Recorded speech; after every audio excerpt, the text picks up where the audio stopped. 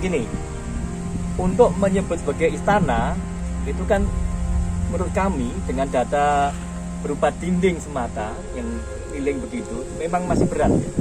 Karena untuk istana itu harus ada dukungan data faktual yang lain, di mana memang dukungan bukti pemukiman itu memang sangat mencolok.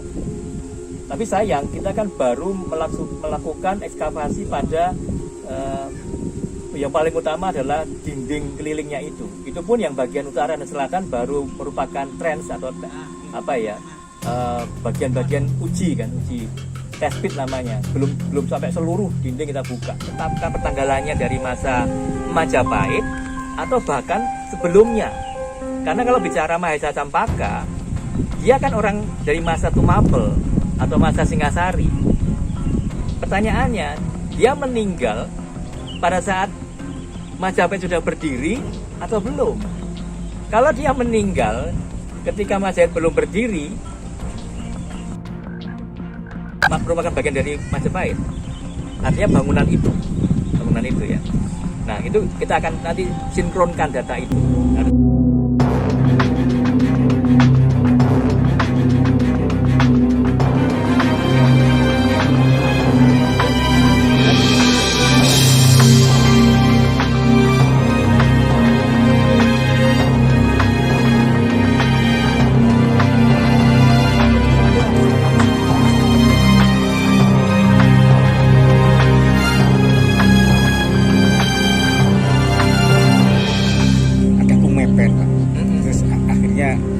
Itu seperti apa, Pak? Kalau kumeper atau kumeper ya, itu dimuatnya di pararator. Pararator. Ya, saya sudah pernah sampaikan di sebuah diskusi bahwa dua data tekstual itu berasal dari periode yang tidak sama. Kalau Negara Kertagama atau Desa Warnana, nama aslinya itu kan ditulis oleh orang dari lingkungan keraton. Jadi sangat mungkin sumber datanya memang lebih valid, lebih sahih gitu ya. Nah, jadi ini harus kita pertimbangkan lebih lanjut, apakah memang sumur-sumur itu dibangun untuk kepentingan membangun struktur itu, atau juga ada hubungannya dengan manusia yang tinggal di situ. Jadi ini memang PR kita banyak ini, tidak bisa buru-buru ya. Jadi teman-teman memang harus sabar sedikit, tim harus bekerja pelan-pelan supaya narasi yang terbangun itu nanti memang benar-benar membuat pencerahan ya, jadi tidak menimbulkan kebingungan. Karena kalau kita tidak hati-hati, ya akan simpang siur. Ya, itu pun juga harus kita kaji. Karena apa? Batu-batu andesit yang ada di sana yang dekat dengan sektor ABC dan dekat makam itu, kondisinya masih banyak yang belum selesai. Jadi nirtuntas ini belum selesai, masih berupa mal ya, untuk mal. Hanya ada beberapa yang sudah dibuat pelipitnya itu. Nah, ini kita juga masih belum bisa pastikan apakah itu memang dulu sudah pernah dibangun, sudah berdiri, atau masih akan dibangun, atau bagaimana.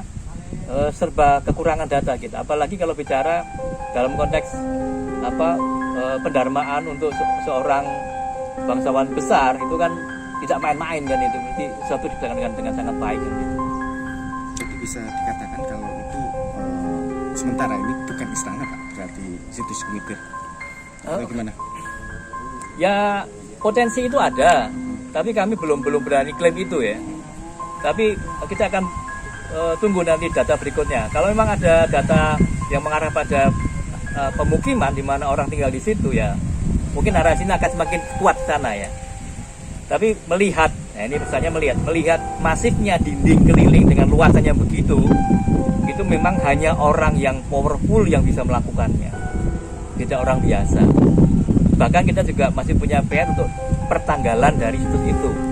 Apakah kita akan tetapkan pertanggalannya dari masa Majapahit atau bahkan sebelumnya?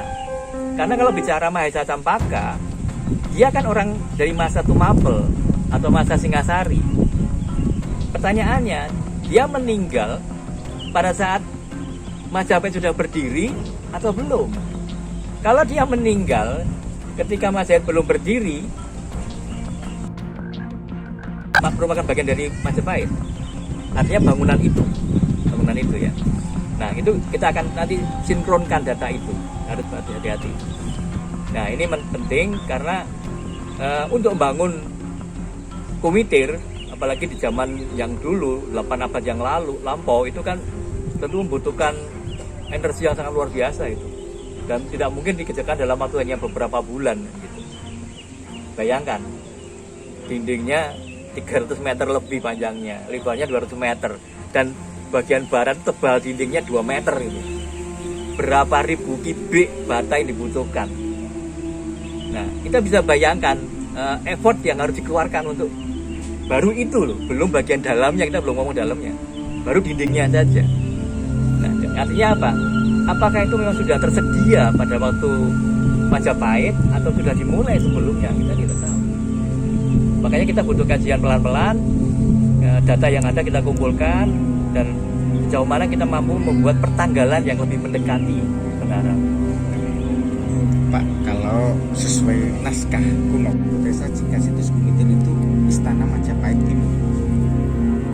Saya mewakili BPJB belum pernah memberikan statement tentang fungsi dari situs Kumitir. Jadi yang kami tegaskan adalah bahwa secara arkeologis terdapat bangunan dinding keliling bujur empat persegi panjang yang begitu masif ya, dan ada perbedaan antara dinding utara, timur, selatan, dan barat. Itu ternyata yang barat ini berbeda, karena yang di barat itu bagian dinding luar dan bagian dinding dalam itu sama-sama halus, dan ini artinya dia bukan penahan tanah semata, tapi dia sudah menjadi dinding, menjadi tembok gitu ya. Sedangkan yang di bagian timur yang paling jelas itu bagian luarnya halus, bagian dalamnya tidak rata. Mengapa? Karena fungsinya dia adalah sebagai talut, sebagai penahan tanah yang ada di dalamnya itu. Karena memang polanya adalah pola kalau tinggi, tanah yang ditinggikan. Jadi itu memang kesengajaan tanah ditinggikan, kemudian harus ada penahan terhadap tanah itu supaya tidak longsor. Jadi memang juga harus tebal temboknya. Nah, persoalan fungsi dari Kumitir ini memang secara arkeologis kita nggak bisa ngomong banyak sebenarnya. Tapi kita harus mendapat dukungan dari data tekstual. Nah, data tekstual yang kita dapatkan itu harus kita kaji lebih teliti lagi. Apakah memang benar apa yang disebutkan dalam data tekstual, apakah itu kakawin atau serat atau babat misalnya, itu memang mengarah pada bangunan di Kumitir itu. Dari kesamaan nama boleh kita terima, tapi dalam konteks yang lain kita harus hati-hati, karena kalau ini dipublish, ini tentu harus memberikan pencerahan atau hal yang memang bisa diterima oleh khalayak ramai gitu. Kami tidak berani spekulasi, namun kita akan melihat apakah data di lapangan itu benar-benar terdukung oleh data tekstual. Karena kalau dalam arkeologi itu kita berangkatnya kan dari data di lapangan semata. Sedangkan untuk membuat narasi lebih lengkap, kita membutuhkan data tambahan, data pendukung dari data tekstual yang sejaman. Nah, ini menarik dan ini menjadi PR kami agar nanti dalam membuat narasi ke depan itu memang memperkaya khasanah keperbekalan yang ada di sekitar Trowulan ini. Yang jelas bahwa temuan Kumitir itu adalah temuan yang spektakuler dan memang akan membawa kepada kita sebuah pencerahan terhadap peradaban yang ada di sekitar Trowulan sebagai pusat dari Majapahit.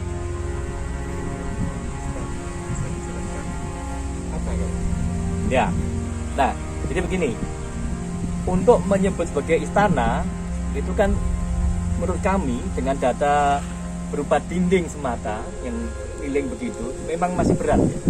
Karena untuk istana itu harus ada dukungan data faktual yang lain, di mana memang dukungan bukti pemukiman itu memang sangat mencolok. Tapi sayang kita kan baru melakukan ekskavasi pada yang paling utama adalah dinding kelilingnya itu. Itu pun yang bagian utara dan selatan baru merupakan trends atau bagian-bagian uji test pit namanya. Belum sampai seluruh dinding kita buka.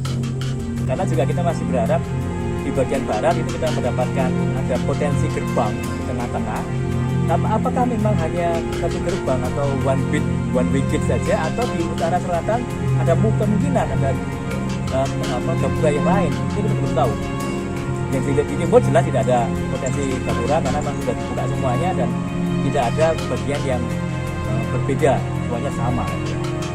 Nah, kemudian yang jadi PR kita lagi adalah pada sektor ABC di bagian belakang dari dokumenter itu, kita nggak boleh abaikan bahwa adanya struktur bata kombinasi dengan boulders, kemudian juga ada sejumlah batu-batu andesit yang berindikasi adanya bangunan keagamaan seperti Bakal Kala, Bakal Antefik, dan Bakal Makara.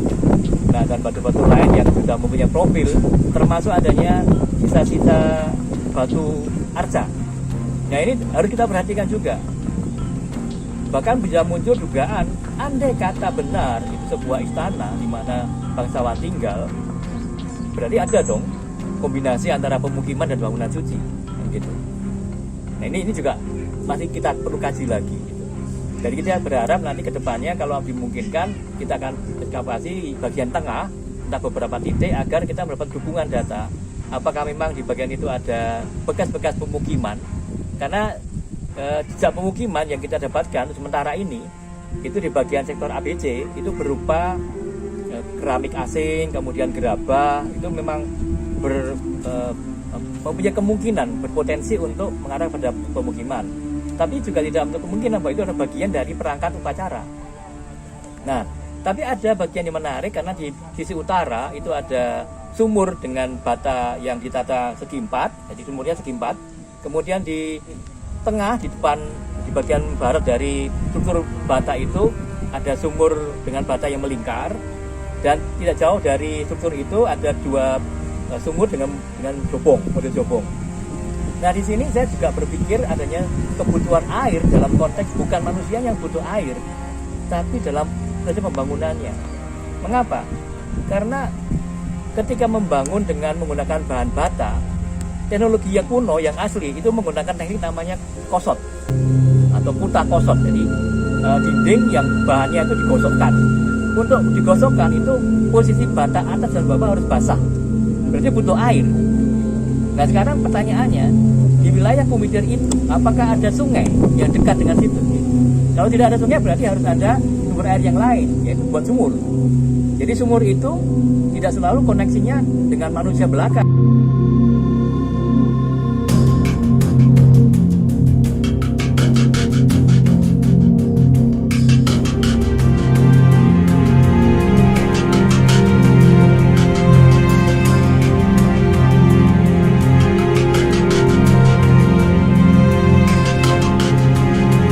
Jangan lupa subscribe, like, dan komen channel Hamba TVAE.